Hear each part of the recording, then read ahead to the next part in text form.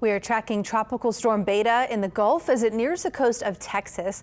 This is a live look from Galveston. It's gotten pretty hard to see now that it's dark, but you really can see those waves crashing really hard on the beach there. Good evening and thanks for joining us. I'm Devin Bartolotta. The storm has also been bringing rains to our area, so let's begin with a check on your forecast with meteorologist Alexandra Cranford. Alexandra, it's been a beautiful weekend for the temperature. That's all I'll say. Yeah, it certainly has. Our high today was 73. Many times in late September, we wouldn't even reach 73 for the overnight low. So we are certainly looking cooler, windy and rainy. But look at what has happened to Beta. We're barely seeing any of the showers at the center of the storm, which is of course to the southwest of our coastline here in southeast Louisiana.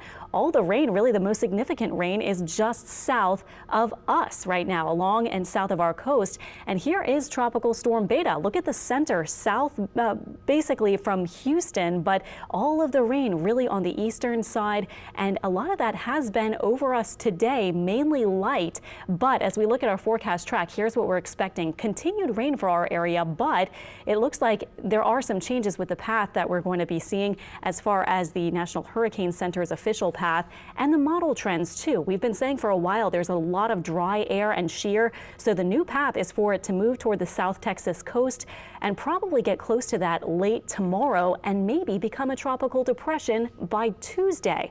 So that would weaken it due to some strong wind shear, plus it will probably be right over land, just over the coastline, and weakening as it moves off to the northeast and continuing to weaken as it gets picked up by that trough. So here in southeast Louisiana, what to expect: rain continuing through Wednesday. There is a flash flood watch south of the lake for 3 to 5 or so inches of rain.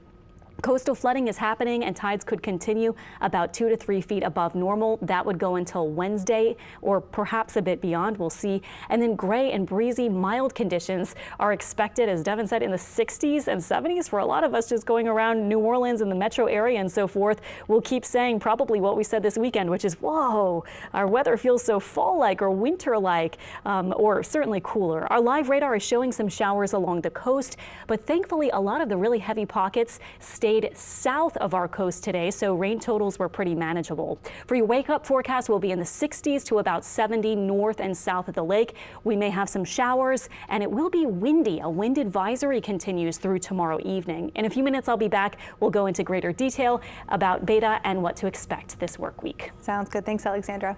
We have seen a little flooding around Orleans Parish. This is off of Chef Mentor Highway near Venetian Isles.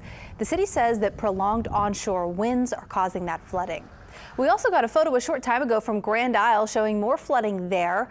Right now, a coastal flood warning is in effect for areas of Orleans and Jefferson Parish outside the levee protection system. Parts of St. Bernard Parish are underwater due to east winds from Gulf storms and Tropical Storm Beta, according to the parish.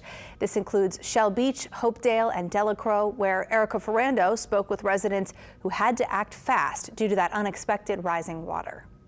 The water come on, it was high already, then it started coming up quick. Rising water in eastern St. Bernard Parish came as an unwelcome surprise Sunday, forcing people to act fast to get their assets to higher ground or inside the levee protection system. They got people scrambling to find high pylons to tie their boats to. So everybody got caught unprepared for this one. I mean, if you ain't got a big truck, you ain't getting down there. Emergency crews reinstalled the rock dam on Florissant Highway. And a growing line of trailers and boats stretched for miles along Highway 46 for safety inside the levee protection system. Yeah, it's all the time.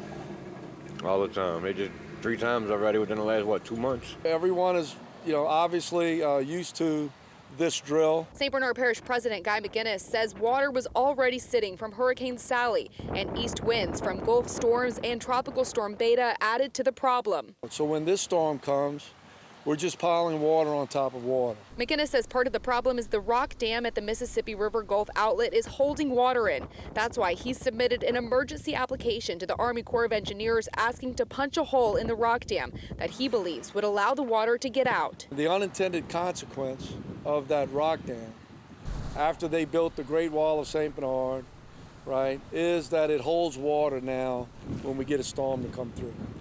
So today, we believe, is the effects of that. The Corps told us Sunday afternoon they did deny that request based on their own evaluations and the unknown. They said they would need much more time to look into that possibility more thoroughly. As we deal with this wind that's going to continue to be pushing in here overnight, it's just going to give us more proof to put in that file.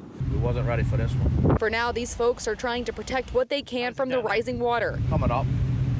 It's coming up. That's expected to climb even higher overnight. In St. Bernard Parish, Erica Ferrando, Eyewitness News. President McGinnis says the high tide is expected around 5 a.m. Highway 39 on the east bank of Plaquemines Parish is currently closed because of standing water between White Ditch and Phoenix, so use caution in that area. Also, Phoenix High School will be virtual tomorrow because of the flooding.